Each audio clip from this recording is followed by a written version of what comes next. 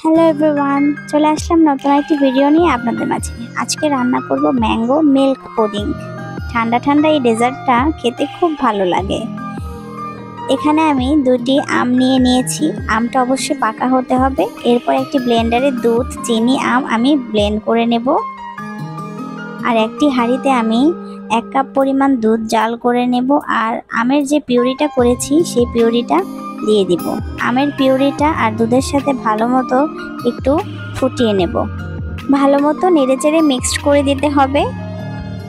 এরপর 1.5 চা চামচ আমি আগার আগার পাউডার দিয়ে দিব। আগার আগার পাউডারের সাথে আমের পিউরিটাকে ভালো মতো মিক্সিং করতে হবে। আর যদি থেমে যায় সেক্ষেত্রে পাতিলায় লেগে যেতে পারে। ভালো মতো মিশিয়ে নেব। ভালো মতো ফুটে উঠলে এরপর নামিয়ে নেব।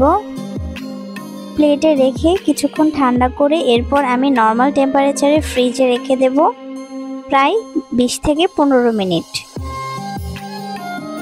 এরপর অন্য একটি হাঁড়িতে আমি মিল্কটা রেডি করে নেব।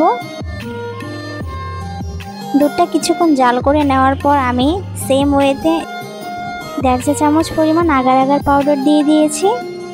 আর এর আগে চিনি আর সামান্য পরিমাণ লবণ আমি অ্যাড করে দিয়েছিলাম অফ ক্যামেরাতে। এই দেখতে পাচ্ছেন আমার আমের যে জেলিটা সেটা রেডি হয়ে গেছে। আমি কিউব করে কেটে নিচ্ছি। দেখতেই পাচ্ছেন আমের পিউরি থেকে কিভাবে জেলিতে পরিণত হয়ে গেছে। সুন্দর করে কিউব করে কেটে নিয়েছি। এরপর একটি বাটিতে আমি আগে আমের যে জেলিটা করেছি সেটা দিয়ে দেব।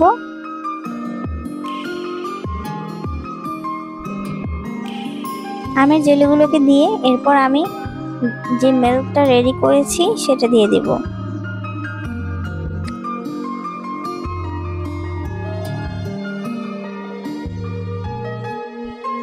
একটু নেড়ে চেড়ে দিতে হবে। আর এভাবেই রেডি হয়ে যাবে মিল্ক ম্যাঙ্গো পুডিং। এরপর আমি ঠিক সেম ওয়েতেই আমি 15 থেকে 20 মিনিট ফ্রিজে রেখে এরপর বের করে নিয়েছি। সুস্বাদু এই আম দুধের পুডিংটা খেতে খুব ভালো লাগে। আপনারাও বাসায় ট্রাই করবেন। আর আমার ভিডিওটি কেমন লেগেছে অবশ্যই কমেন্টের মাধ্যমে জানাবেন। আমার ভিডিওটি যদি ভালো লাগে আমার ফেসবুক পেজটি ফলো দিয়ে দিবেন এবং ইউটিউব থেকে যারা দেখছেন অবশ্যই আমার চ্যানেলটি সাবস্ক্রাইব করে দিবেন। সবাই আমার জন্য দোয়া করবেন, আমিও দোয়া করি। আপনারা সবাই ভালো থাকুন। আল্লাহ হাফেজ।